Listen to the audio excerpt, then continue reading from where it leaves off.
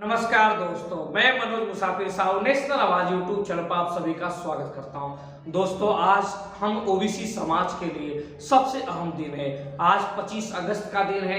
25 अगस्त हमारे जीवन में एक ऐसा दिन आता है जब एक ऐसे महान शख्सियत ने, एक महान पुरुष ने धरती पे अवतार लिया, जिसने ओबीसी समाज के दबे कुचले लोगों के जीवन स्तर को सुधारने के लिए बहुत ही बड़ा कार्य किया था।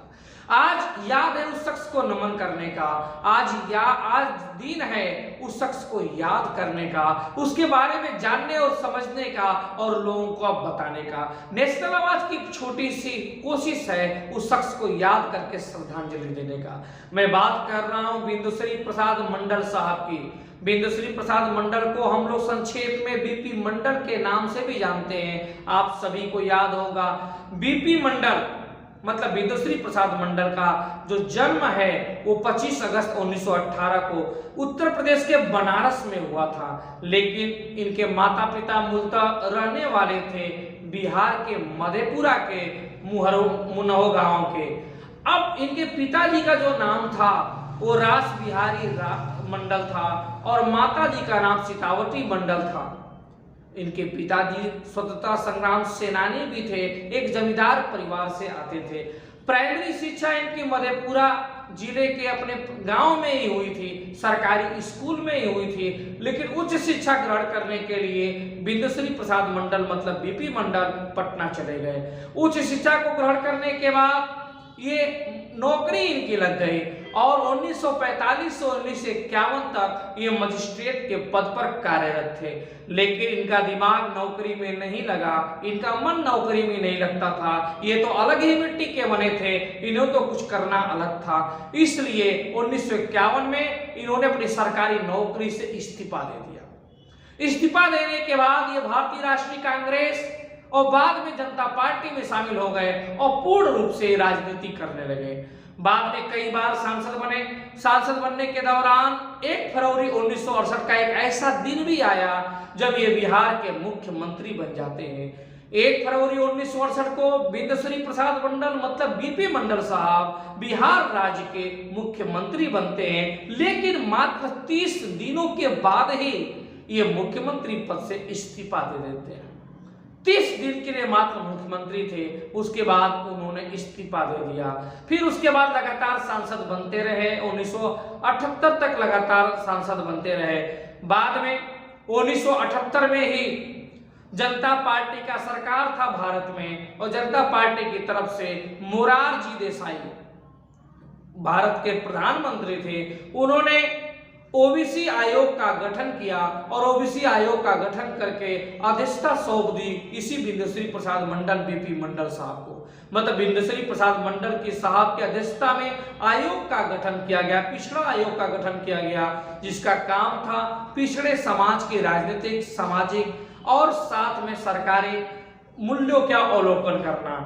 बाद में इस 2 साल के बाद ये 1980 में विश्वनाथ प्रताप सिंह जी को ये 1980 में ये रिपोर्ट सौंपी जाती है।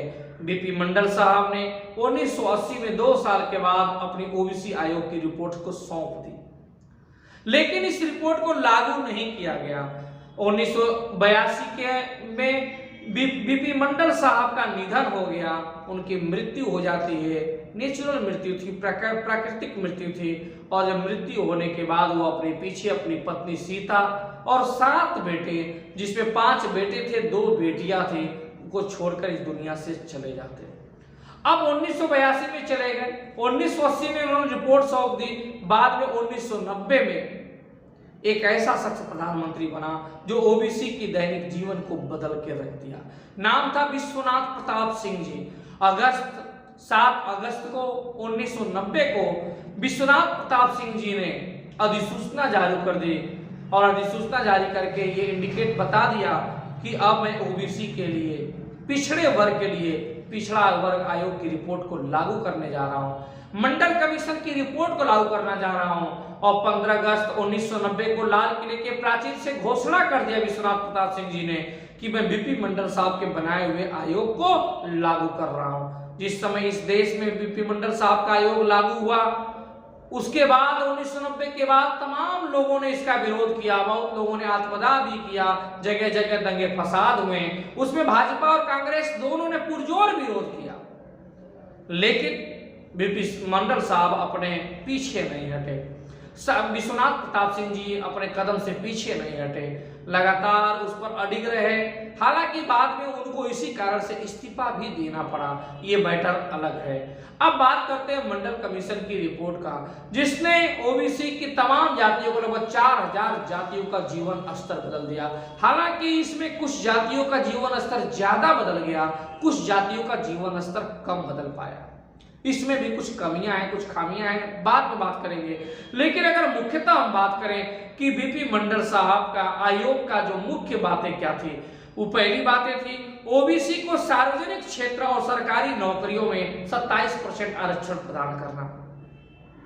ओबीसी वर्ग को आबादी 52% है मंडल कमीशन की रिपोर्ट के अनुसार, लेकिन सिर्फ 27% रिजर्वेशन दिया गया और 27% रिजर्वेशन मांग की गई कि ये सरकारी नौकरियों में भी दिया जाए और सार्वजनिक क्षेत्र में भी दिया जाए। हालांकि अभी भी कुछ ऐसे राज्य हैं जैसे मध्य प्रदेश, जैसे छत्तीसगढ़, जहां पर अभी भी ओबीसी समाज को 27% रिजर्वेशन नहीं दिया जा रहा है। ये दुख का विषय है। दूसरी बात, दूसरी रिपोर्ट में अगले पॉइंट इन्होंने कहा कि सार्वजनिक सेवाओं के सभी स्तरों पे पदोन्नति दिया जाए और पदोन्नति में भी आरक्षण दिया जाए। हालांकि इसमें भी कुछ क्षेत्रों में अभी प्रमोशन में आरक्षण नहीं दिया जा रहा है, यह भी अभी आधी अधूरी ही देश में लागू हो पाई है, पूर्णतः लागू नहीं हो पाई है। तीसरा पॉइंट उन्होंने कहा एससी एसटी की तरह ओबीसी को भी उम्र में छूट दी जाए। ये लगभग लागू है कि जितने भी बच्चे फॉर्म भरते हैं, नौकरी करते हैं, उसमें ओबीसी को एससी एसटी की तरह बराबर तो नहीं लेकिन कुछ हिस्सा ज्यादा जनरल की तुलना में इन्हों उम्र में छूट दी जाती है। यह मंडल कमीशन की रिपोर्ट का ही पॉइंट है। अगली बात उन्होंने कहा सार्वजनिक क्षेत्रों के उपक्रमों, बैंकों, सरकारी अनुदान प्राप्त निजी क्षेत्रों के उपक्रमों, सरकारी अनुदान, हालांकि इसमें अभी रिजर्वेशन नहीं दिया जा रहा है। ऐसे विद्यालय, ऐसे कॉलेज, ऐसे उपक्रम जहां पे सरकारी अनुदान दिया जाता हो, उसमें भी रिजर्वेशन दीजिए 27%। हालांकि इसमें अभी लागू नहीं है। अभी हम ओबीसी के समाज के लोग सो रहे हैं, इसको लागू नहीं करा पाए हैं। तो कहने का हमारा मतलब ये है कि मंडल कमीशन की रिपोर्ट अभी आधी अधूरी लागू हुई है, पूर्णतः लागू नहीं हुई है। लेकिन आधी अधूरी लागू होने के बाद भी इस देश में 1990 के बाद ओबीसी समाज के लोग सरकारी नौकरियों में आने लगे, उच्च शिक्षा ग्रहण करने लगे। मुझे याद है 2006 में जब कांग्रेस के शिक्षा मंत्री थे अर्जुन सिंह, उन्होंने ही सरकारी कॉलेजों में 27% रिजर्वेशन की बात कर दी। अब तभी से 2006 से ही उच्च कॉलेज में भी, अच्छे कॉलेज में भी उच्च शिक्षा ओबीसी के बच्चे भी प्राप्त करते हैं। इसमें कांग्रेस के अर्जुन सिंह का भी बहुत बड़ा योगदान है, हम उनको भी नमन करते हैं। अब बात ये आती है दोस्तों कि जब अभी तक ओबीसी आरक्षण, ओबीसी मंडल कमीशन की रिपोर्ट पूरी 100% लागू नहीं की गई, फिर भी ओबीसी समाज का स्तर बढ़ गया। 3 पीढ़ी पहले हमारे समाज के लोग पढ़े लिखे नहीं थे, हमारे पूर्वज पढ़े लिखे नहीं थे, हमारे पुरखे पढ़े लिखे नहीं थे। आज हम उच्च शिक्षा ग्रहण करने लगे, हम आज सरकारी नौकरियों में जाने लगे, तो निश्चित रूप से बीपी मंडल और विश्वनाथ प्रताप सिंह जी का योगदान है। बीपी मंडल का योगदान इसलिए है कि उन्होंने रिपोर्ट बनाई, और विश्वनाथ प्रताप सिंह जी का योगदान इसलिए है कि उन्होंने इसे लागू कर दिया। अब बात होती है दोस्तों कि इसमें भी कुछ कमियां और कुछ खामियां हैं, निश्चित रूप से कमियां हैं।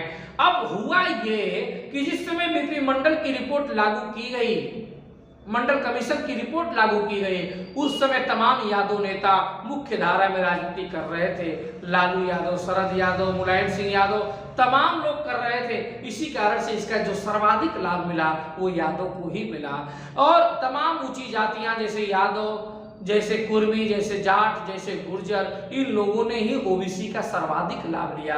सरकारी नौकरियों में इन्हीं जातियों के लोग ज्यादा गए, और इस कारण से जो अन्य छोटी छोटी जातियां हैं उन जातियों को इतना लाभ नहीं मिल पाया। इसकी यही कमियां और खामियां हैं। इसमें निश्चित रूप से संशोधन करने की भी आवश्यकता है कि किस प्रकार से छोटी जातियों को भी आरक्षण का लाभ मिले। निश्चित रूप से जिस प्रकार से यादव समाज राजनीतिक रूप से, सरकारी सेवाओं के रूप से और शिक्षा के क्षेत्र में जिस प्रकार से आगे बढ़ा है वो मंडल कमीशन रिपोर्ट की देन है, लेकिन उनके अनुपात में अन्य छोटी जातियां तेली, तमोली, कुम्हार, नाई, कश्यप, बेद, कलवार ये सब जातियों उतनी तेजी से आगे नहीं बढ़ पाई, ये भी सोचनीय विषय है। लेकिन हम नमन करते हैं बीपी मंडल साहब को, आज उनका जन्म दिवस है और अपील भी करते हैं समाज के लोगों से कि वो तमाम तरह के आयोजन करें, अपने पुरखों को याद करें, उनके द्वारा दिए गए मूल्यों का अवलोकन करें। निश्चित रूप से बीपी मंडल साहब होते तो आज का ओबीसी वर्ग जिस प्रकार से पाखंड और अंधविश्वास में जा रहा है, कलम और की पावर से दूर जा रहा है, निश्चित रूप से उन्हें अफसोस करते कि जो अधिकार मैंने ओबीसी के बच्चों को दिया था उस अधिकार से ये इनडायरेक्टली अप्रत्यक्ष रूप से वंचित हो रहे हैं।